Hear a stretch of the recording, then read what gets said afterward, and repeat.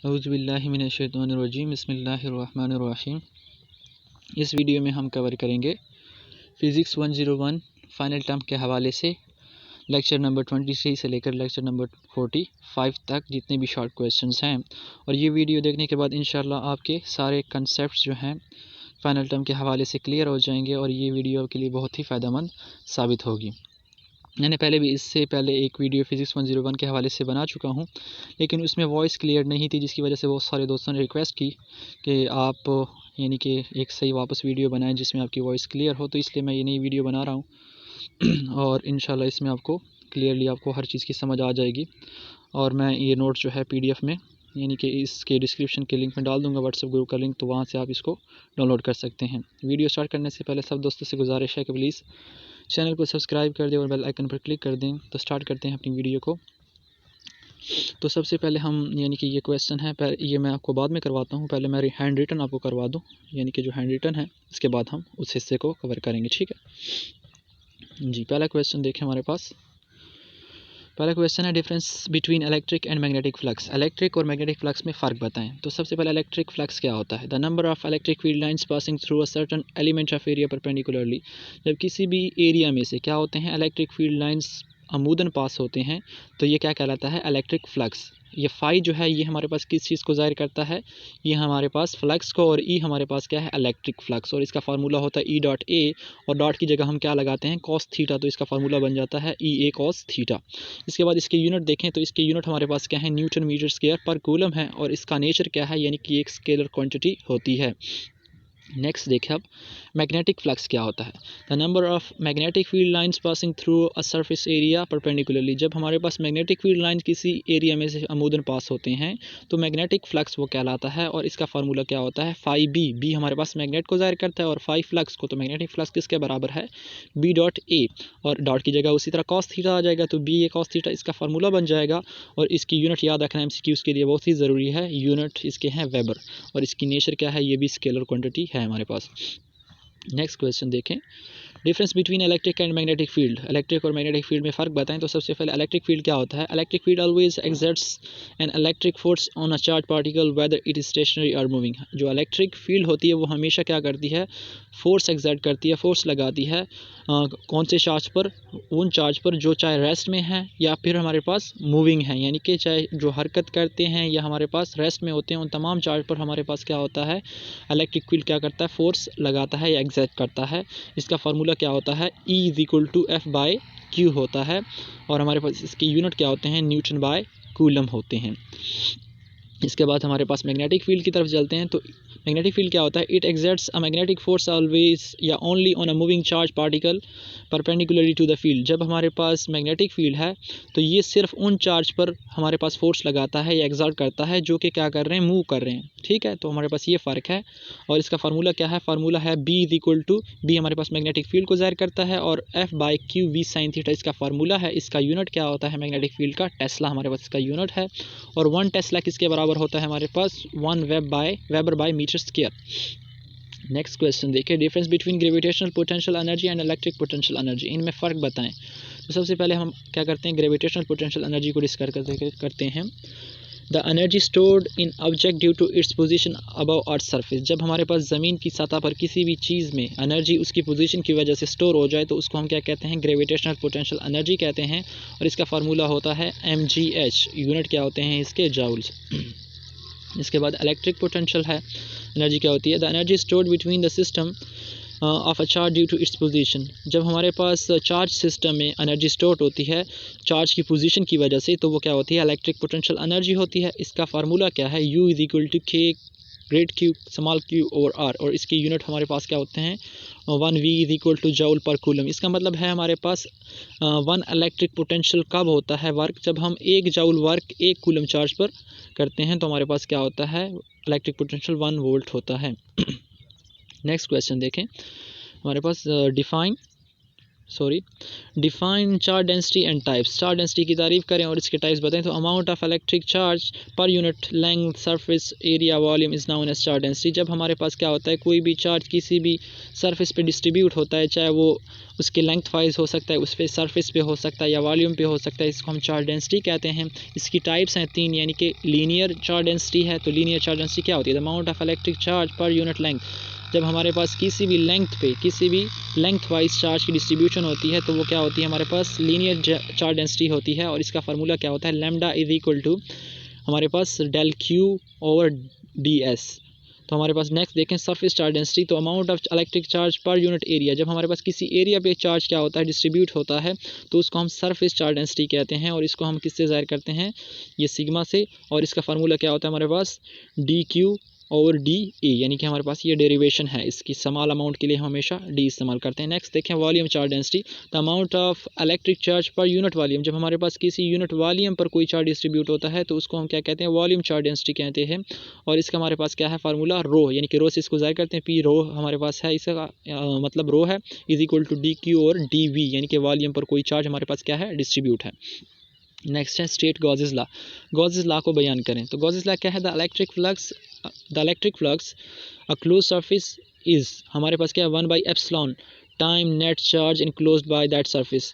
यानी कि हमारे पास जो इलेक्ट्रिक फ्लक्स जितना है किसी सरफेस में, उसको अगर हम ज़रब दें किसके साथ? Net charge. जितने भी हमारे पास किसी सरफेस में से चार्ज इनक्लोज है तो ये हमारे पास क्या होगा? गॉसेस लॉ होगा। अब देखें मैथमेटिकली हमारे पास फाइनेट जो हमारे पास है नेट फ्लक्स है वो किसके बराबर है? 1/एप्सिलॉन मल्टीप्लाई क्यू, यानी कि हमने ज़रब दी है 1/एप्सिलॉन ऑफ टोटल चार्ज जितनी भी किसी सरफेस में से है। तो ये गॉसेस लॉ है। नेक्स्ट देखें what are the characteristics of flux. Flux की क्या खसूसियात हैं? सबसे पहली खसूसियत इसकी क्या है? The flux is independent in size. पहली है कि ये हमारे पास साइज़ पे डिपेंड नहीं करता, यानी कि साइज़ किसी भी हमारे पास सरफेस का जितना बड़ा हो फ्लक्स उससे कोई कम ज़्यादा नहीं होगा। और दूसरा शेप पे भी ये हमारे पास और सरफेस पे भी हमारे पास इंडिपेंडेंट होता है, यानी कि जिस किस्म का शेप हो या जिस किस्म की सरफेस हो उससे फ्लक्स को कोई फ़र्क नहीं पड़ता। उसके बाद नेक्स्ट 2 पॉइंट देखें। Depend only charge enclose by the surface, यानी कि सिर्फ फ्लक्स किस चीज़ पे निसार करता है कि किसी सरफेस में कितना चार्ज इनक्लोज है, बंद है। अगर किसी सरफेस में ज़्यादा चार्ज इनक्लोज होगा तो फ्लक्स ज़्यादा होगा, कम होगा तो फ्लक्स कम होगा। नेक्स्ट देखें define electric dipole. Electric dipole की हमारे पास क्या करें? तारीफ़ करें। Pair of equal and opposite point charges negative and positive Q. हमारे पास ये क्या होता है? जोड़ा होता है एक जैसे इक्वल लेकिन अपोजिट पॉइंट चार्जेस की वजह से, यानी कि उनके साइन मुख्तलिफ होते हैं, जैसे कि नफ़ी क्यू है और जमा क्यू है, सेपरेटेड बाय अ डिस्टेंस। जब हमारे पास दो बराबर और मुखालिफ चार्जेस हमारे पास क्या होते हैं?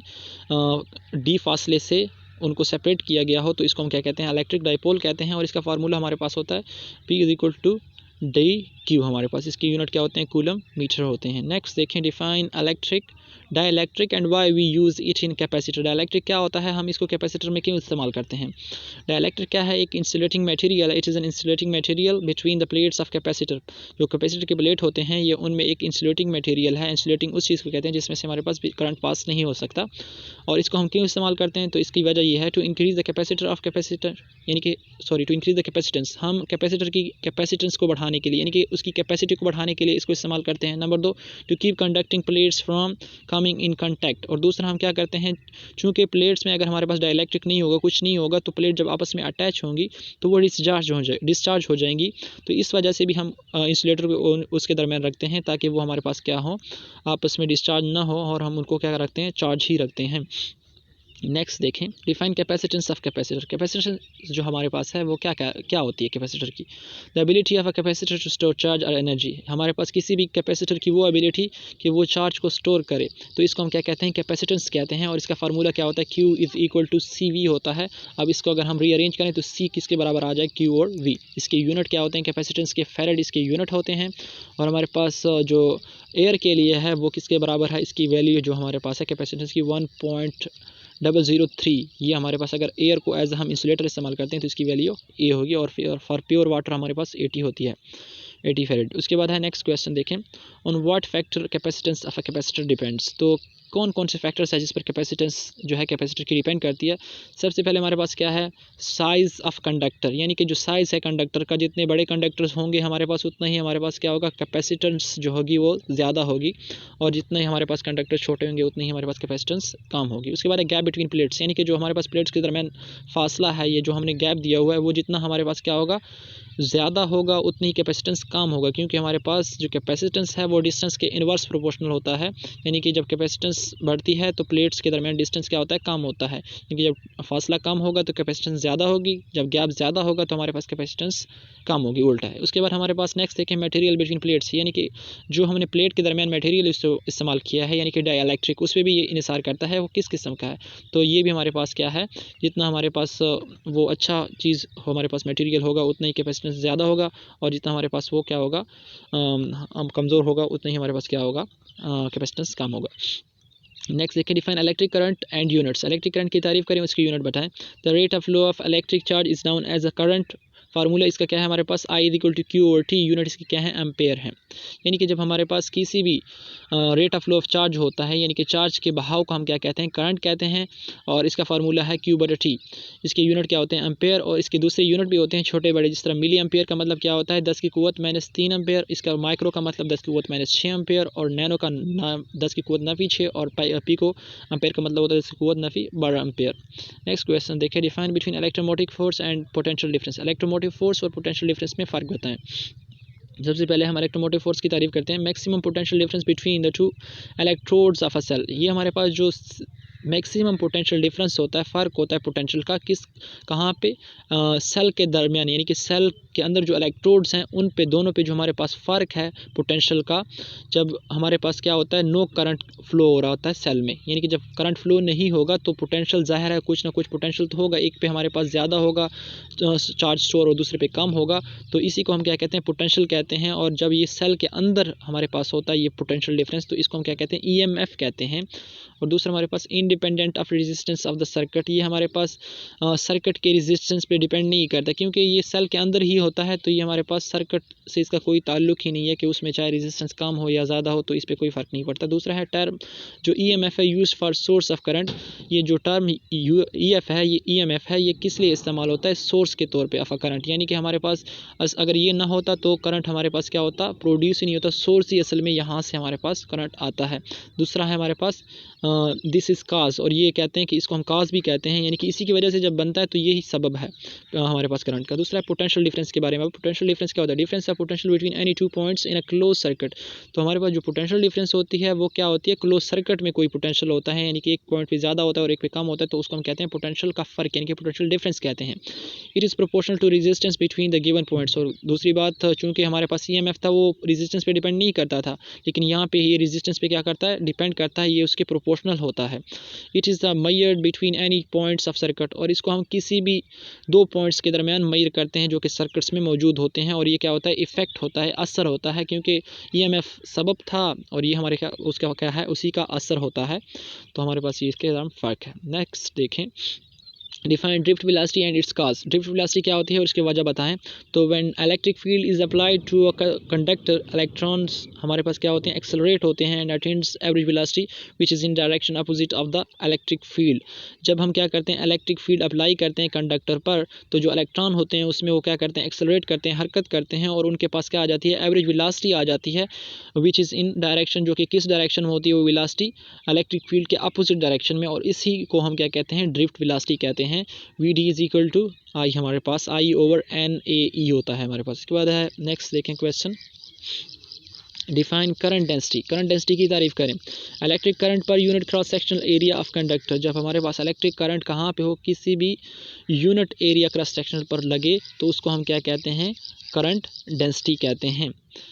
तो इसका फार्मूला है J is equal to I over हमारे पास क्या है A है, और यूनिट क्या है, A हमारे पास पर मीटर स्क्वायर, और डायमेंशन की क्या है, T पर L स्क्वायर है। इसके बाद नेक्स्ट क्वेश्चन देखें, difference between ohmic and non ohmic material and graph. तो हमारे पास वो मटेरियल जो कि ओम लॉ को ओबे करते हैं, those material which obey Ohm law are called ohmic substances. जैसे कि हमारे पास क्या है, for example resistors and wire current voltage graph is straight line through origin. तो ये हमारे पास क्या है, ओम्स लॉ को ओबे करते हैं। देखें वोल्टेज और करंट आपस में डायरेक्ट रिलेटेड है और यही ओम्स लॉ है, तो इसलिए ये ओहमिक सब्सटेंसेस होते हैं ऑब्जेक्ट्स। उसके बाद नॉन ओहमिक क्या होते हैं, material that do not follow Ohm's law, यानी कि जो फॉलो ही नहीं करते, ओम लॉ को ओबे ही नहीं करते, तो वो क्या कहते हैं, नॉन ओहमिक मटेरियल होते हैं। और करंट हमारे पास क्या होता है, voltage graph is not straight line, और इसमें हमारे पास चूँकि फॉलो ही नहीं कर रहा तो जो करंट और वोल्टेज के दरमियान है वो रिलेशन ही नहीं होता और इसमें स्ट्रेट लाइन हमें वो नहीं दिखाई देता, इसलिए ये देखें ये हमारे पास स्ट्रेट लाइन नहीं दे रहा। इसके बारे में डिफरेंस बिटवीन सीरीज़ और पैरेलल सर्किट्स, यानी कि सीरीज़ और पैरेलल सर्किट में फ़र्क बताएं। अब पहले सीरीज़ पढ़ते हैं। सीरीज़ में क्या होता है, वन पाथ फॉर करंट। इसमें हमारे पास जो करंट होता है उसके लिए एक ही रास्ता होता है, current is same in every point, हर जगह पे करंट क्या होता है, सेम होता है। किसमें, सीरीज़ में। Voltage drops at each resistor, जबकि वोल्टेज जो होती है वो हर रजिस्टर के अक्रॉस क्या होती है, कम होती जाती है। Break circuit stop all current, जब हम किसी भी सर्किट को किसी भी जगह पे ब्रेक करते हैं, तोड़ते हैं, तो हमारे पास जो करंट होता है वो क्या होता है, रुक जाता है, उसका बहना रुक जाता है। Adding register in a series decreases total current, जब हम किसी नए रजिस्टर को ऐड करते हैं सीरीज़ में तो हमारे पास करंट क्या होता है, कम होता है। अब देखते हैं हमारे पास पैरेलल में क्या होता है।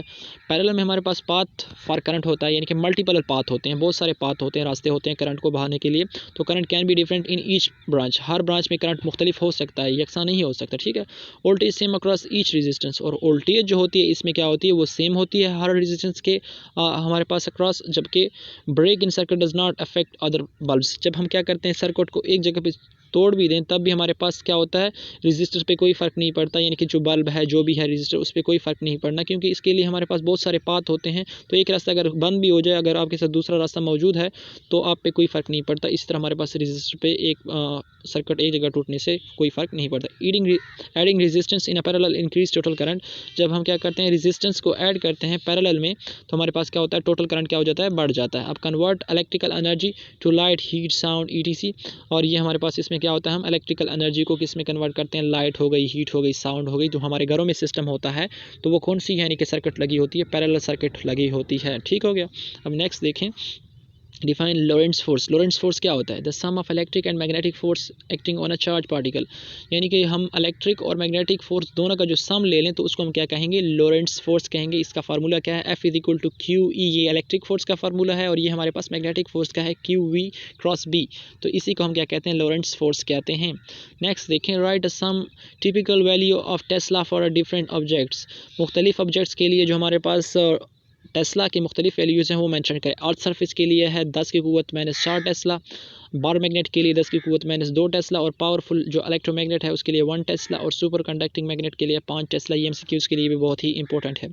वाई चार्ज डेंसिटी या charge particle move in a circular path in the presence of a magnetic field, जो चार्ज पार्टिकल होते हैं वो क्यों सर्कुलर पाथ में मूव करते हैं, किसकी मौजूदगी में, मैग्नेटिक फील्ड की मौजूदगी में। तो हमारे पास इसकी वजह देखें, magnetic field bend a charge particle into a circular orbit because the particle feels a force that is directed perpendicular to the magnetic field. हमारे पास मैग्नेटिक फील्ड हमेशा क्या करती है, चार्ज को मजबूर करती है, चार्ज पार्टिकल को कि वो क्या करे, सर्कुलर ऑर्बिट में क्या करे, मूव करे। इसकी वजह क्या होती है, क्योंकि हमारे पास जो पार्टिकल होते हैं वो फील महसूस करते हैं फोर्स, किस वजह से, that is directed perpendicular to the magnetic field. Magnetic field हमेशा क्या करता है, चार्ज को सर्कल में घुमाने की के लिए फोर्स अप्लाई करता है उस पर, जिसकी वजह से हमारे पास क्या होता है, चार्ज जो है वो सर्कुलर पाथ में मूव करता है। Charge particle do not change speed but direction, हमारे पास जो चार्ज पार्टिकल है उसकी जो स्पीड है वो तो चेंज नहीं होती, लेकिन हमारे पास उसकी डायरेक्शन हर लम्हे क्या हो रही थी, चेंज हो रही होती है। तो यही हमारे पास इसके बारे में इंफॉर्मेशन है। इसका फार्मूला क्या होता है, R = mv/QB।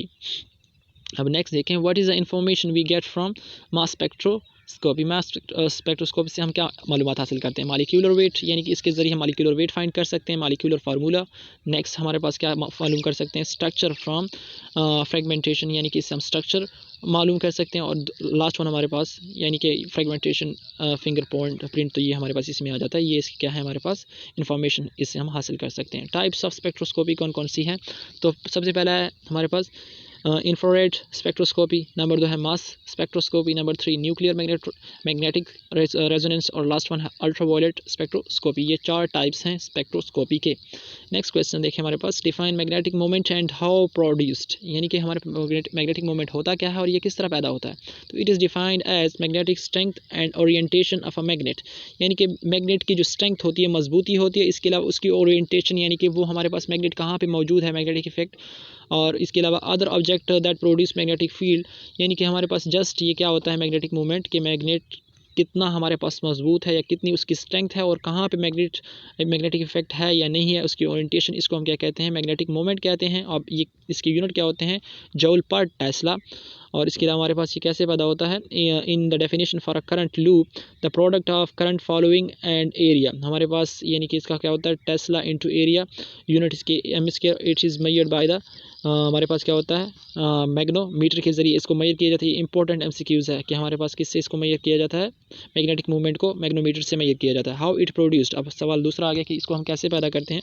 तो the motion of electric charge, अगर हम क्या करें, इलेक्ट्रिक चार्ज को मूव करें तो इससे भी हमारे पास मैग्नेटिक मूवमेंट पैदा हो सकता है। दूसरा है स्पिन एंगुलर मोमेंटम, यानी कि अगर हम स्पिन करें, एंगुलर मोमेंटम उसको दें किसी को, इलेक्ट्रोमैग्नेटिक मूवमेंट को, तब भी हमारे पास यानी कि चार्ज को, तब भी हमारे पास क्या होगा, मैग्नेटिक मूवमेंट पैदा होगी। इसकी नेचर क्या होती है मैग्नेटिक मूवमेंट की, इज़ अ वेक्टर क्वांटिटी, एक वेक्टर क्वांटिटी है। नेक्स्ट देखें, difference between electric and magnetic dipole movement, इनमें फ़र्क बताएं। तो it is a vector quantity, सबसे पहले हम इलेक्ट्रिक मूवमेंट डाइपोल मूवमेंट को पढ़ते हैं। तो it is a vector quantity and whose magnitude is equal to the product of the charge and distance between them.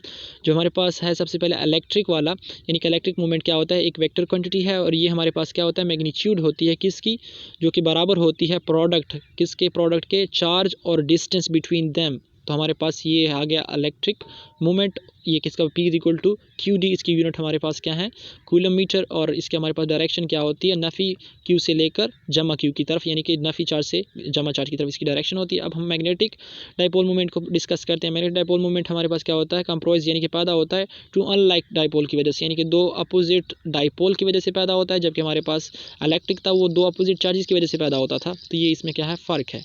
Next question देखिए, इसका formula है T is equal to M cross B, और इसकी unit हमारे पास क्या है, Bohr magneton, तो हमारे पास इसकी यूनिट हो गई। नेक्स्ट क्वेश्चन देखें, डिफाइन इलेक्ट्रोमैग्नेटिक इंडक्शन, इसकी तारीफ करें। इलेक्ट्रोमैग्नेटिक इंडक्शन क्या होता है, the generation of an electric current by passing a metal wire through a magnetic field, जो हम क्या करते हैं, जनरेट करते हैं किसको, इलेक्ट्रिक करंट को, कैसे, बाय पासिंग, एक तरीका होता है जब हम क्या करते हैं, किसी भी मेटल वायर को मैग्नेटिक फील्ड में से पास करते हैं तो हमारे पास क्या होता है, इलेक्ट्रिक करंट पास होता है, और ये ही हमारे पास क्या होता है, इलेक्ट्रोमैग्नेटिक इंडक्शन होती है। इंड्यूस्ड करंट, जो हमारे पास करंट पैदा होता है वो क्या होता है, इस produced because of voltage production, ये क्यों पैदा होता है हमारे पास करंट, वोल्टेज प्रोडक्शन की वजह से, due to a changing magnetic field, और अब हमारे पास जब मैग्नेटिक फील्ड चेंज होता है, यानी कि जब हम किसी वायर को मूव करेंगे तो उसके लिए जो मैग्नेटिक फील्ड होगा वो चेंज होगा, और इसको हम क्या कहेंगे, EI कहेंगे। तो ये हमारे पास क्या है, इसका आंसर है। नेक्स्ट देखें, करेक्टरिस्टिक ऑफ EI, तो हमारे पास क्या है, इसकी करेक्टरिस्टिक खसूसियात बताएं।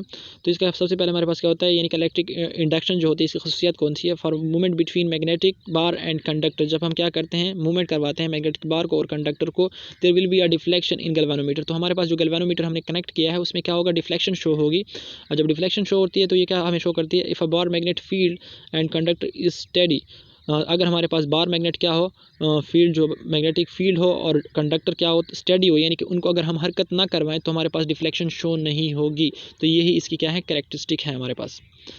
इसके बाद हमारे पास है it pole, if pole of the bar magnet change the direction of induced current change, अगर हम पोल उसके चेंज कर दें, यानी कि जो हमारे पास साउथ पोल है, नॉर्थ पोल है, उसको हम अपोजिट कर दें तो हमारे पास क्या होगा, जो डायरेक्शन होगी इंड्यूस्ड करंट की वो भी चेंज हो जाएगी, वो भी हमारे पास उल्ट हो जाएगी। नेक्स्ट देखें, the state the Faraday's law for induced EMF, हमारे पास जो इंड्यूस्ड इलेक्ट्रोमोटिव फोर्स है उसके लिए फैराडे लॉ क्या कहता है, the rate of change of magnetic flux, जो हमारे पास मैग्नेटिक फ्लक्स चेंज होता है वक्त के साथ, इसको हम क्या कहते हैं, फैराडे लॉ कहते हैं। E बराबर epsilon is equal to -d phi B और dt, तो ये हमारे पास इसका फार्मूला है, ये फैराडे ने इसके बारे में कहा था इंड्यूस्ड EMF के बारे में।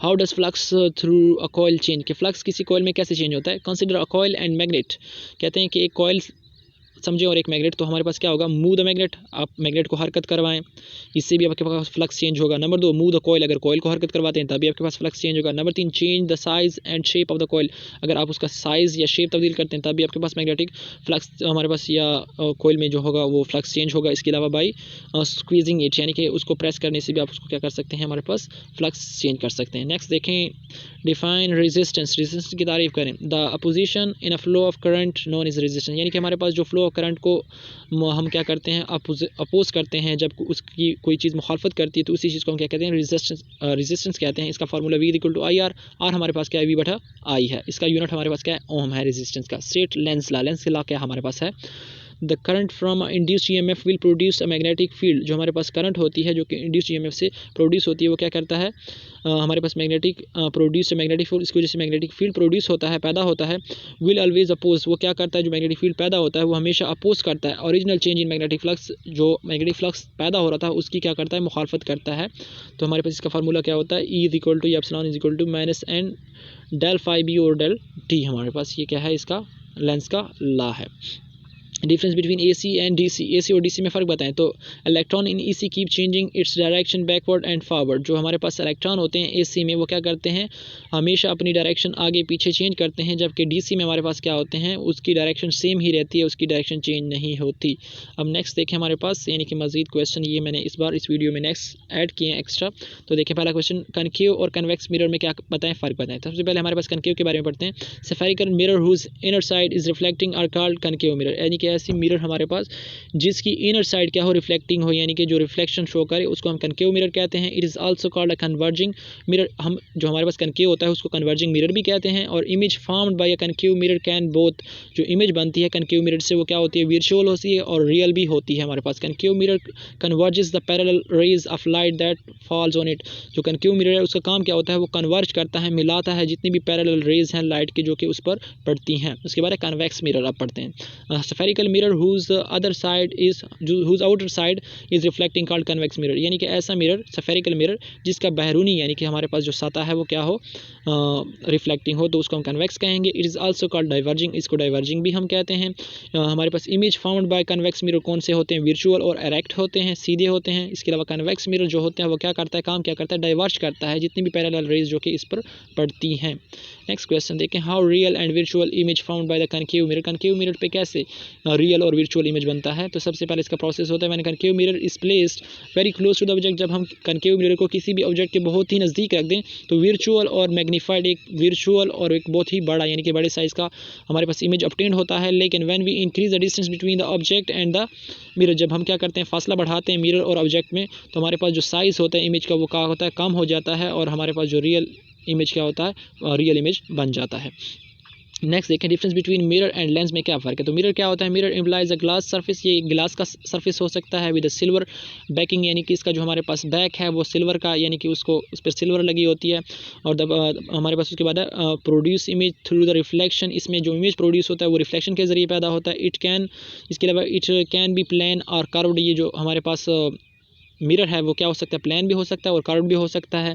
और इसका हमारे पास जो है रिफ्लेक्शन का लॉ है वो कौन सा है, 1/v + 1/u, यानी कि प्लस आता है इनके दरमियान, = 1/f। अब लेंस क्या होता है, it is a transparent substance, जो मिरर होता है वो ट्रांसपेरेंट नहीं होता, उसका एक हमारे पास क्या होता है, नीचे सिल्वर लगी हुई होती है जिसमें से ट्रांसपेरेंट यानी कि लाइट पास नहीं होती। लेकिन लेंस जो होता है वो ट्रांसपेरेंट सब्सटेंस होता है, ये गिलास का भी हो सकता है, प्लास्टिक का भी हो सकता है, जो कि बाउंड किया गया होता है दो सर्फेसिस के दरमियान, जिसमें एक सर्फिस क्या होती है, कम से कम कर्व्ड होती है। It is usually curved with one और बोथ, यानी कि ये इसकी दोनों सतह भी कर्व्ड हो सकती हैं या एक तो ज़रूरी है। इसके बाद वर्क लॉ जो रिफ्लेक्शन है इसका फार्मूला वो क्या है, 1/v - 1/u = 1/f, इसमें माइनस है और फर्स्ट में क्या था, प्लस था। स्टेट पॉलीजस्टन थ्योरी, पॉलीजस्टन थ्योरी क्या होती है। तो सिंपल सा क्वेश्चन है, जब हमारे पास कोई भी चीज़ को हम बर्न करते हैं, जलाते हैं, तो हमसे हमारे पास क्या होता है, एक सब्सटेंस पैदा होता है जिसको हम क्या कहते हैं, पॉलीजस्टन कहते हैं। When the space surrounding the burning object is filled with the phlogiston, the object will no longer be able to burn, यानी कि जब हमारे पास हम किसी चीज़ को जलाते हैं तो एक सब्सटेंस पैदा होता है, उसको हम पॉलीजस्टन कहते हैं। और वो कहता है कि जब भी हमारे पास जो स्पेस सराउंडिंग है, यानी कि जो स्पेस है किसी भी चीज़ के गिर्द, यानी कि जो जल रही है, वो जब पॉलीजस्टन से भर जाए तो हमारे पास क्या होता है, वो मज़ीद जलने के काबिल नहीं होती, और इसी को हम क्या कहते हैं, पॉलीजस्टन थ्योरी कहते हैं। What is the flow of heat in a thermal equilibrium, हमारे पास जो फ्लो ऑफ हीट है थर्मल इक्विलिब्रियम में, ये कैसे होता है, ये क्या होता है। If two systems are at the same temperature, जब दो सिस्टम एक ही टेम्परेचर पर होते हैं, they are said to be in a thermal equilibrium, उनको हम क्या कहेंगे कि ये थर्मल इक्विलिब्रियम में है। And there is a no resultant flow of heat, और जब हमारे पास दोनों थर्मल इक्विलिब्रियम में होंगे तो हीट क्या होगा, फ्लो नहीं होगा, एक किसी भी सिस्टम से किसी भी सिस्टम की तरफ कोई फ्लो नहीं होगा। ये ही हमारे पास क्या है, फ्लो ऑफ हीट है थर्मल इक्विलिब्रियम में। उसके बाद नेक्स्ट देखें difference between Celsius and Fahrenheit scale.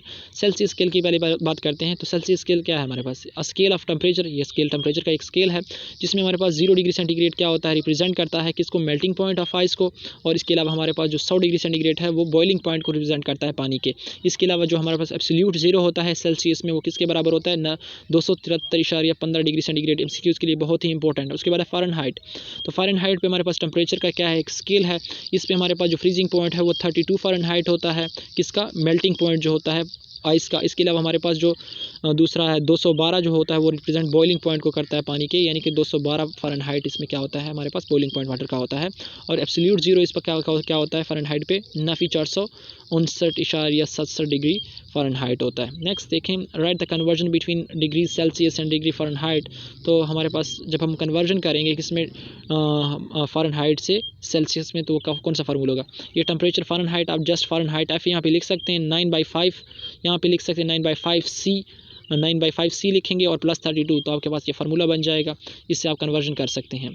Conversion between degree Fahrenheit and, तो ये भी वही फार्मूला है, यानी कि हमारे पास ये अब सेल्सियस इस साइड पे लिखें, 5/9 हो जाएगा, पहले 9/5 था, यहाँ पे 5/9 हो जाएगा। और यहाँ पे हमारे पास अब फ़ारेनहाइट आएगा और इसके साथ नफ़ी 32 हमारे पास आ जाएगा। ये उसी इक्वेशन को रीअरेंज करके आया हुआ है। इसके बाद conversion between Celsius and kelvin temperature, यानी कि अगर आपको वो कहे कि कन्वर्ट करें सेल्सियस को केल्विन में या केल्विन को सेल्सियस में, तो कौन सा फार्मूला यूज़ करेंगे, इसको। यानी कि हमारे पास टेम्परेचर इन केल्विन, यहाँ पे केल्विन आएगा, बराबर है सेल्सियस प्लस 273, यानी कि सेल्सियस की वैल्यू में 273 अगर हम जमा कर दें तो केल्विन में हमारे पास क्या आ जाएगा, आंसर आ जाएगा।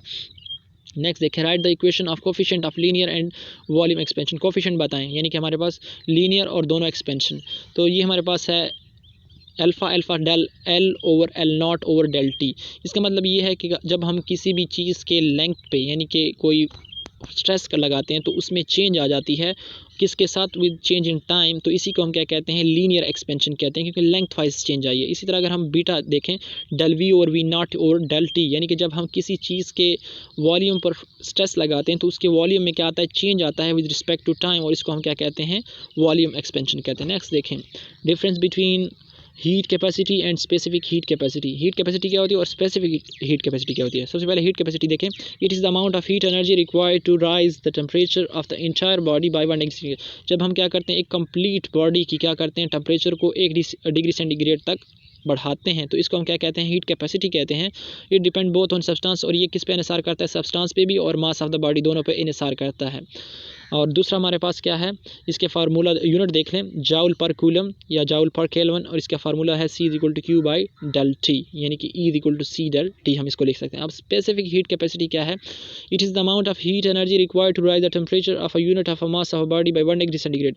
इसमें हम क्या कहते हैं, राइज तो करते हैं टेम्परेचर 1 डिग्री सेंटीग्रेड तक, लेकिन इसके लिए ज़रूरी होती है कि हमारे पास क्या होना चाहिए, यूनिट मास होना चाहिए, यानी कि हमारे पास एक यूनिट मास होगा, उसका अगर हम 1 डिग्री सेंटीग्रेड टेम्परेचर बढ़ा दें तो इसको हम स्पेसिफिक हीट कैपेसिटी कहेंगे। ये हमारे पास क्या होता है, मास पे कोई इन्हिसार नहीं करता, यानी कि जितनी भी चीज़ हमें ये नहीं देगा, क्योंकि हमारे पास यूनिट ही मास है तो उस पर इन्हिसार ही नहीं करेगा।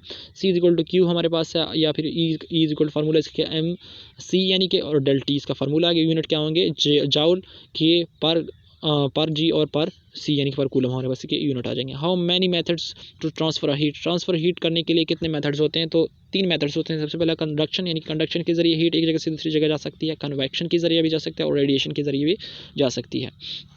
नेक्स्ट देखिए, हमारे पास फर्स्ट लॉ ऑफ थर्मोडायनेमिक्स क्या है, heat give to a system change into internal energy and work done.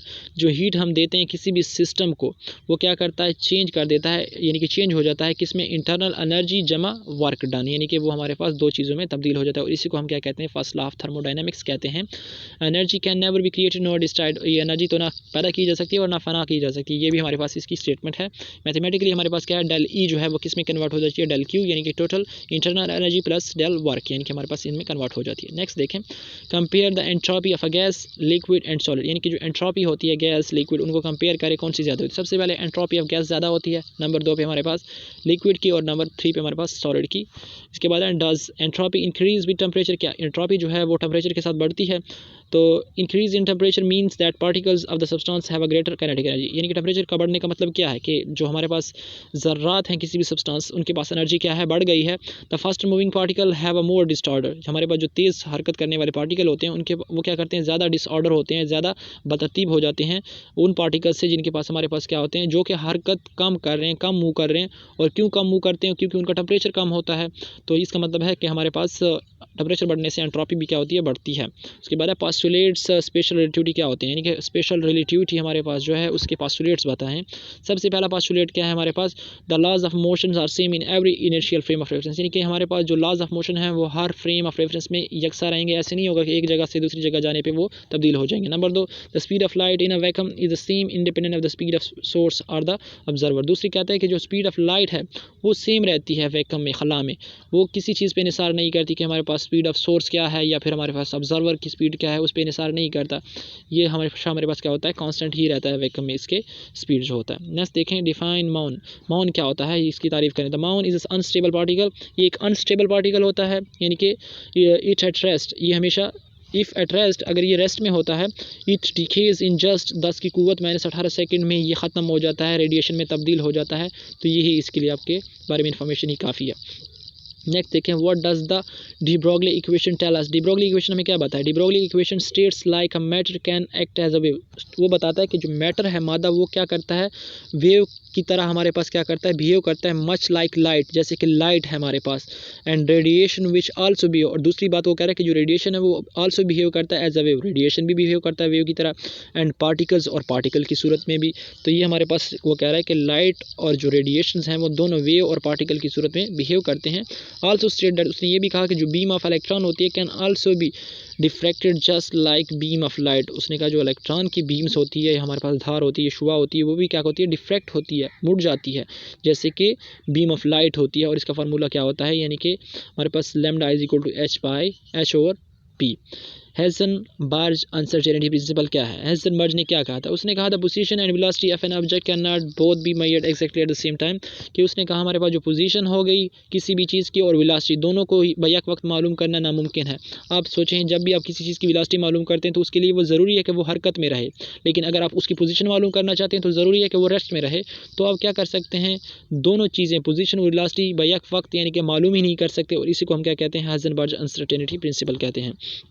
Next देखें, what is a photon made of, photon किसके बने होते हैं, photon is a tiny particle, ये छोटे ज़र्रात होते हैं, that comprise waves of electromagnetic radiations, ये इलेक्ट्रोमैग्नेटिक रेडिएशंस पर मुश्तमिल होते हैं। इट हैव नो चार्ज, इन पे कोई चार्ज नहीं होता, ना इनका मास होता है, और ये ट्रेवल करते हैं किससे, स्पीड ऑफ लाइट से ट्रेवल करते हैं। What is the wave particle duality, wave particle duality से क्या मुराद है, wave particle duality means particle have a dual nature, इसका मतलब है कि पार्टिकल जो होते हैं, ज़रा जो होते हैं, उनकी डुअल नेचर है, दोहरी यानी कि उनकी सिफत है। Electron has a wave nature and as well as particle, electron जो होता है वो कहता है वेव की सूरत में भी पाया जाता है और इसके अलावा ज़रात की सूरत में भी। फॉर एग्जांपल जैसे कि लाइट है हमारे पास, वो क्या होता है, डुअल नेचर रखता है। उसके बाद है which colour of a light have a higher frequency, कौन सा कलर जो है, लाइट में हमारे पास 7 किस्म के कलर्स होते हैं, उनमें से सबसे ज़्यादा फ्रीक्वेंसी किसकी है। तो इस आप लाइन को याद रखें, रोए जी बी वी, इसमें हमारे पास क्या है, लेफ़्ट से यानी कि आर से शुरू होना है अपने और राइट पे जाना है। सबसे पहले हमारे पास फ्रीक्वेंसी जो होती है यानी कि इसकी बढ़ती जाती है, सबसे पहले कम कम रेड की होती है, फिर ऑरेंज की, फिर येलो की, फिर ग्रीन की, इस तरह आप चलते जाएं,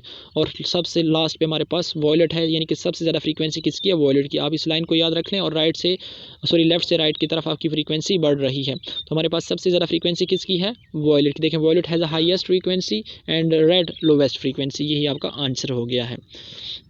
उसके बाद देखें, which electromagnetic waves have a higher frequency and short wavelength, इनमें से कौन से हमारे पास इलेक्ट्रोमैग्नेटिक वेव्स हैं कुछ हमारे पास, उनमें से सबसे ज़्यादा फ्रीक्वेंसी किसकी है और वेवलेंथ को कम सबसे किसकी है। आप इस बात को याद रखें, जिसकी फ्रीक्वेंसी सबसे ज़्यादा होगी उसकी वेवलेंथ सबसे कम होगी, क्योंकि वेवलेंथ और फ्रीक्वेंसी आपस में क्या होते हैं, इनवर्स रिलेटेड होते हैं। तो यहाँ पे देखिए इलेक्ट्रोमैग्नेटिक वेव कौन कौन सी होती हैं, इसको हम RMIUXJ से याद रखें। रेड यानी कि आई का मतलब इंफ्रारेड रेडिएशन हो गई, ultra violet radiation, X rays हो गई और गैमा रेज हो गई। तो ये हमारे पास क्या है, ये सारी इलेक्ट्रोमैग्नेटिक रेज हैं। तो इनमें से सबसे ज़्यादा हमने बताना है फ्रीक्वेंसी किसकी है और कम वेवलेंथ किसकी है। तो ये हमारा सवाल है, यानी कि कम वेवलेंथ। तो देखें इसका भी बिल्कुल इस तरह लेफ्ट से आपने स्टार्ट करना है और राइट की तरफ जाना है। जो राइट पर हमारे पास मौजूद है उसकी सबसे ज़्यादा फ्रीक्वेंसी होती है और जो लेफ्ट में मौजूद है उसकी सबसे कम फ्रीक्वेंसी होती है। लेकिन जिसकी कम फ्रीक्वेंसी है तो उसकी वेवलेंथ सबसे ज़्यादा होगी, मैंने बताया था। तो हमारा क्वेश्चन क्या था कि सबसे ज़्यादा फ्रीक्वेंसी किसकी और सबसे कम वेवलेंथ किसकी है। तो सबसे ज़्यादा फ्रीक्वेंसी हमारे पास जो होती है वो लास्ट वाली की होती है। और हमारे पास ये देखें radio waves have a higher wavelength less frequency. अब हमने देखा फर्स्ट पे है तो इसकी जो फ्रीक्वेंसी वो कम है लेकिन वेवलेंथ सबसे हाई है, जबकि हमारे पास गैमा रेज जो लास्ट पे पड़ी हैं उनकी जो फ्रीक्वेंसी है वो सबसे ज़्यादा है और वेवलेंथ सबसे शॉर्ट है। तो यही हमारा रिक्वायर्ड आंसर है कि सबसे ज़्यादा जो हमारे पास क्या है फ्रीक्वेंसी किसकी है वो गैमा की है और वेवलेंथ सबसे कम किसकी है वो ही गैमा की है। तो आप इससे मुख्तलिफ क्वेश्चन बन सकते हैं, आप इससे ही आंसर दे सकते हैं, इसको थोड़ा सा रिमेंबर करें। ये देखें फ्रीक्वेंसी इन्वर्सली प्रोपोर्शनल लैम्डा। तो ये हमारे पास लैम्डा और फ्रीक्वेंसी आपस में इन्वर्स रिलेटेड है, यानी कि फ्रीक्वेंसी जहाँ पे ज़्यादा होगी वेवलेंथ वहाँ पे कम होगी, यानी कि वेवलेंथ के बढ़ने से फ्रीक्वेंसी कम होती है, फ्रीक्वेंसी के बढ़ने से वेवलेंथ कम होती है। उसके बाद why energy can not have high efficiency. Energy की इफिशिएंसी क्यों हाई नहीं हो सकती। तो हमारे पास इफिशिएंसी होती क्या है, इफिशिएंसी किसी भी काम इंजन का जो काम करने की सलाहियत होती है, जो हमें वो आउटपुट देती है वो इफिशिएंसी होती है। तो वो हाई क्यों नहीं होती, ज़्यादा क्यों नहीं थी इंजन की। अब देखें इंजन की जो इफिशिएंसी होती है उसको हम किससे 1 - TCOT से ज़ाहिर करते हैं। ये कहाँ पर ऑपरेट करता है, किसके दरमियान होता है, always operate between TC and TH, यानी कि हाई और हमारे पास केस के दरमियान ये इसकी वैल्यू आती है एफिशिएंसी की। अब ये हमारे पास क्वेश्चन असल शुरू हो रहा है। Efficiency of engine can not higher नहीं हो सकती या 100% नहीं हो सकती। क्यों, क्योंकि हमारे पास आपको पता है जब भी कोई यानी कि इंजन चलता है तो उसकी जो हमारे पास एनर्जी है या जो हीट है वो किस में तब्दील हो जाती है, नॉइज़ भी पैदा होती है, उसमें हमारे पास एनर्जी तब्दील हो जाती है, फ्रिक्शन में तब्दील हो जाती है और मुख्तलिफ फैक्टर्स में, जिसकी वजह से हमारे पास क्या होता है बहुत सारी एनर्जी ज़ाया हो जाती है और हमारे पास वो जो आउटपुट होता है वो 100% नहीं होता। इसी वजह से हमारे पास एफिशिएंसी हाई नहीं हो सकती किसी भी इंजन की। उसके बाद next question, difference between quantum and classical mechanics. Quantum और दूसरा क्लासिकल मैकेनिक्स में फ़र्क बताएं। सबसे पहले क्वांटम मैकेनिक्स क्या होता है, describe nature of object at atomic level. इसमें हम क्या करते हैं, ऑब्जेक्ट्स का नेचर के बारे में डिस्कस करते हैं लेकिन एटॉमिक लेवल पे, यानी कि वो ज़रा जो एटम में मौजूद है, जैसे कि उनकी एनर्जी हो गई, उनका मोमेंटम हो गया, उनका एंगुलर मोमेंटम हो गया और क्वांटाइज, इनके बारे में अगर हम स्टडी करेंगे तो ये क्या होगा हमारे पास क्वांटम मैकेनिक में ही इनको हम स्टडी करेंगे। और क्वांटम मैकेनिक हमें क्या करता है, डिस्क्राइब करता है वेव पार्टिकल ड्यूअलिटी। इसमें हम वेव पार्टिकल ड्यूअलिटी के बारे में भी पढ़ते हैं। उसके बाद क्लासिकल मैकेनिक में क्या होता है, मोशन ऑफ माइक्रोस्कोपिक ऑब्जेक्ट। जितनी भी हमारे पास छोटे ऑब्जेक्ट्स हैं उनकी जो मोशन है उसको हम क्लासिकल मैकेनिक में पढ़ेंगे और ये हमारे पास डुअल नेचर ऑफ के बारे में हमें कोई मालूमात नहीं देता। नेक्स्ट देखें, if we know initial state of the object we can predict its states in future and past. अगर हमें कहता है कि इनिशियल स्टेट के बारे में पता चल जाए किसी भी ऑब्जेक्ट के, तो हम उसकी क्या कर सकते हैं, प्रेडिक्शन कर सकते हैं, उसका पता लगा सकते हैं कि पास्ट में या फ्यूचर में ये हमारे पास इसकी स्टेट क्या होगी, इस ज़रात या इस ऑब्जेक्ट की स्टेट क्या होगी, यानी कि रेस्ट में होगा या मोशन में होगा। नेक्स्ट जैसे इसकी मिसालें कौन कौन सी, जैसे कि प्रोजेक्टाइल मोशन हो गया, यानी कि ये भी क्लासिकल मैकेनिक में हम स्टडी करते हैं, रैम्बो हो गया। इसके अलावा हमारे पास ये जितने भी टॉपिक्स हैं इस टाइप के हम क्लासिकल मैकेनिक में इनको डिस्कस करते हैं। Last I think extra question है कि define half life. Half life क्या होती है, हाफ लाइफ हमारे पास क्या होती है, ये किसी भी रेडियो एक्टिव आइसोटोप, यानी कि रेडियो एक्टिव हमारे पास कौन से होते हैं, वो आइसोटोप्स जो कि खुद ब खुद रेडिएशन में तब्दील होते हैं। तो हमारे पास वो आइसोटोप जो कि रेडिएशन में तब्दील होकर आधा रह जाए। अब इस दौरान जितना वक्फा या जितना वक्त उसको लगता है आधा कन्वर्ट होने में, यानी कि आधा वो रेडिएशन में तब्दील हो जाए और आधा रह जाए, तो इसको हम क्या कहेंगे, उसकी हाफ लाइफ कहेंगे। ये इसका आंसर है। अब देखें जैसे क्रिप्टॉन है, क्रिप्टॉन की हाफ लाइफ क्या है, 3.16 मिनट्स, यानी कि ये 3.16 मिनट में क्या होता है, आधा रेडिएशन में तब्दील हो जाता है और आधा रह जाता है। इसके बाद रेडियम हमारे पास क्या होता है, रेडियम जो होता है 1600 साल लेता है। ये हमारे पास 1600 साल में, यानी कि इसकी आधी ज़िंदगी क्या होती है, ख़त्म हो जी। 1600 साल जब पूरे होते हैं तो इसका क्या होता है, आधा हिस्सा क्या होता है, रेडिएशन बन जाता है और आधा रह जाता है। इस तरह कार्बन हमारे पास है 0.53 ईयर और हमारे पास हमारे पास लास्ट वन है पोलोनियम हमारे पास क्या पोलोनियम है आई थिंक 1.64 10⁻⁴ सेकेंड। इससे हमारे पास क्या होते हैं, इसकी हाफ लाइफ होती है। तो ये हमारे पास हो गए। अब हम चलते हैं फर्स्ट पार्ट, जो मैंने आपको बताया था कि मैं आपको लास्ट पे करवाता हूँ, तो आपको हम अब फर्स्ट पार्ट करवाते हैं। उसमें बहुत सारे रिपीट भी होंगे, तो इसलिए मैंने कहा था कि आपको मैं लास्ट पे करवाऊँगा, जो रिपीट होंगे उसको हम छोड़ देंगे। जी, तो हमारे पास जी देखें डिफाइन चार्ज डेंसिटी, तो ये रिपीट हो गया, इसको मैं छुड़वा देता हूँ क्योंकि हमने पहले इसको कर लिया। गॉसेस लॉ, ये भी हमारे पास रिपीट हो गया। इलेक्ट्रिक पोटेंशियल, ये भी रिपीट हो रहा है। 1 इलेक्ट्रॉन वोल्ट, तो ये हमारे पास ये कर लेते हैं। 1 इलेक्ट्रॉन वोल्ट क्या होता है? जब हम क्या करते हैं, किसी भी चार्ज पर 1 जूल वर्क करते हैं तो उसको हम क्या कहते हैं? 1 इलेक्ट्रॉन वोल्ट कहते हैं। तो ये आपका हो गया। अब नेक्स्ट देखें हमारे पास उसके बाद है give a system of charges we can always compute the force and has the potential that is arise from them, here are some important general statements. तो ये हमारे पास जस्ट इन्फॉर्मेशन है, अगर आप इसको रीड कर लेते हैं तो इसमें ऐसा कोई भी नहीं है हमारे पास। ये देखें इन्फॉर्मेशन क्या है कि पोटेंशियल पॉजिटिव इन रीजन हमोर, यानी कि हमारे पास पोटेंशियल वहाँ पे पॉजिटिव होगा जहाँ पे पॉजिटिव चार्ज ज़्यादा होगा। नेक्स्ट इन्फॉर्मेशन क्या है हमारे पास? The electric potential is a scalar quantity, ये भी हमारे पास क्या है, यानी कि हमसे पूछा जा सकता है कि पोटेंशियल एनर्जी क्या है? इलेक्ट्रिक पोटेंशियल एक स्केलर क्वांटिटी है। नेक्स्ट देखें इससे क्या मालूमात मिलता है? Electric potential determines the force through, यानी कि इलेक्ट्रिक पोटेंशियल हम क्या करते हैं, इसके जरिए फोर्स भी मालूम करते हैं। उसके अलावा कौन सा फार्मूला इस्तेमाल होता है? F बराबर है QE। इसके अलावा इलेक्ट्रिक पोटेंशियल क्या होता है? एग्जिस्ट कहाँ पे पाया जाता है? Only because the electrostatic force is conservative, जहाँ पे इलेक्ट्रोस्टैटिक फोर्स कंजर्व होगा वहाँ पे हमारे पास क्या होगा? इलेक्ट्रिक पोटेंशियल होगा। नेक्स्ट देखिए डिफाइन कैपेसिटर, तो ये भी रिपीट हो रहा है हमारे पास। नेक्स्ट वन देखिए डिफाइन अम्पेयर, अम्पेयर करंट की, यानी कि हमारे पास करंट की तारीफ तो हमने पढ़ ली थी लेकिन अम्पेयर की नहीं पढ़ी थी। तो हमारे पास फ्लो ऑफ चार्ज को हम क्या कहते हैं? करंट कहते हैं, और करंट का हमारे पास जो यूनिट होता है वो अम्पेयर होता है। तो हमारे पास क्या है, जब 1 कूलम चार्ज हमारे पास 1 सेकंड में क्या करे, फ्लो करे, तो उसको हम क्या कहेंगे? 1 एम्पेयर कहेंगे। ये देखिए हमारे पास formula 1 coulomb charge in 1 second, the flow of 1 coulomb charge in 1 second is called 1 ampere. तो इसका हमारे पास तारीफ हो गया। नेक्स्ट देखिए डिफाइन रेजिस्टेंस, तो ये भी रिपीट हो रहा है, इसको हम स्किप कर सकते हैं।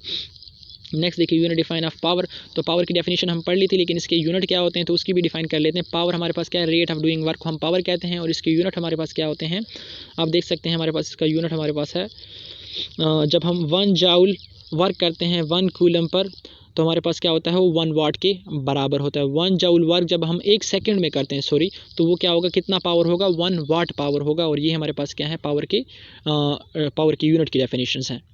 उसके बाद डिफाइन कर्चीफ्स लॉ, कर्चीफ्स लॉ की तारीफ करें तो कर्चीफ्स लॉ हमारे पास क्या है? The sum of potential differences encountered in moving around a close circuit, हमारे पास जितनी भी पोटेंशियल डिफरेंसेस हैं अगर उनका हम सम लें क्लोज सरफेस में, क्लोज सर्किट में, वो क्या होता है? 0 के बराबर होता है। ये कर्चीफ्स लॉ है हमारे पास। नेक्स्ट देखिए डिफाइन मैग्नेटिक फील्ड, तो ये रिपीट हो रहा है, इसको हम स्किप कर सकते हैं। इसके बाद डिफाइन लॉरेंट्ज फोर्स, ये भी हमारे पास रिपीट हो रहा है। डिफाइन वेबर, तो वेबर की हमने यानी कि यहाँ पे करना है, ये क्या है? Dimension flux is magnetic field. X हमारे पास ये क्या होता है? डायमेंशंस होती हैं फ्लक्स की, और ये magnetic field x area and the unit is called, इसके वेबर्स होते हैं। तो ये जस्ट की तारीफ है, क्या है? ये डायमेंशंस होते हैं मैग्नेटिक फील्ड का। 1 वेबर किसके बराबर? 1 टेस्ला मीटर स्क्वायर।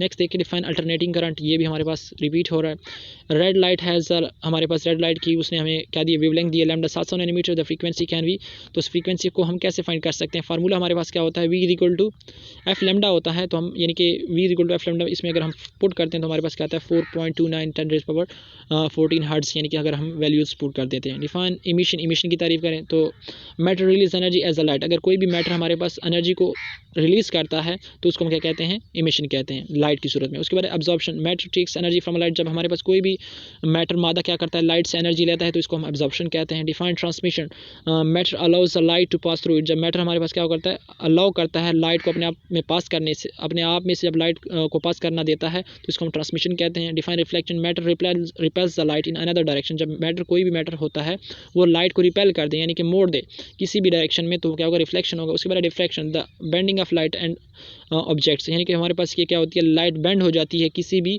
ऑब्जेक्ट किनारे के साथ और उसमें वापस यानी कि नहीं आती, रिफ्लेक्ट नहीं होती, लेकिन बेंड होकर हमारे पास साइड किनारे से गुजर जाती है, इसको हम क्या कहते हैं? डिफ्रैक्शन कहते हैं। डिफाइन स्टैटिस्टिकली मैकेनिक्स, मैकेनिक्स की तारीफ करें लेकिन statistically, the study of heat considered as arising from a random motion of the basic constituents of matter in area physics called statistics, यानी कि हम जब स्टडी करते हैं हीट के बारे में, कंसिडर्ड एज ऐसे समझना है कि arising from the random motion, वो कहाँ से पैदा हो रही है हमारे पास हीट? रैंडम मोशन से। बेसिक कंस्टिट्यूएंट्स जो ज़र्रात हैं बुनियादी, उनके रैंडम मोशन से जो हीट पैदा होती है इज एन एरिया फिजिक्स, इसको हम क्या कहते हैं? स्टैटिस्टिकल मैकेनिक कहते हैं। नेक्स्ट क्वेश्चन देखिए, what are the life time of polonium, तो ये हम वहाँ पे डिस्कस कर चुके हैं लाइफ टाइम के बारे में प्लोनियम और केरोटॉन स्टोरियम, लास्ट क्वेश्चन था वहाँ पे। What are the basic solar facts, तो बेसिक सोलर फैक्ट्स हमारे पास कौन कौन से हैं सोलर के बारे में? मास जो है सन का हमारे पास वो क्या है? ये है 2 × 10 की कुव्वत 10 kg। इसके अलावा हमारे पास डायमीटर सन का क्या है? 1392000 किलोमीटर, यानी कि 10 की कुव्वत 9। इसके अलावा हमारे पास एज कितनी है सन की? वो 4.6 बिलियन ईयर्स है, देख लें। इसके बाद रोटेशन पीरियड इसका क्या है, यानी कि सन कितने दिन में रोटेशन कंप्लीट, तो 25 डेज एट इक्वेटर में, हमारे पास 36 एट पोल्स सरफेस के लिहाज से, यानी कि इसका हमारे पास ड्यूरेशन है, रोटेशन ड्यूरेशन। टेम्परेचर हमारे पास क्या होता है, तो 15 मिलियन केल्विन हमारे पास है कोर पे, और 57 केल्विन सरफेस पे इसकी टेम्परेचर होते हैं सन के। डेंसिटी इसकी क्या है, 8 multiply gold at the core, और जो एवरेज हमारे पास क्या है -1.5 ऑफ वाटर है। कंपोजिशन इसकी हमारे पास क्या है, 72% इसमें हाइड्रोजन होता है, 25% इसमें हीलियम होता है, और रेस्ट इज़ मेटल, और बाकी हमारे पास क्या होता है, मेटल धातु भी होती है इसमें। इन कूल हमारे पास कहते हैं कूल रूम में जो हमारे पास मेटल और मार्बल होता है table to feel some much colder to much.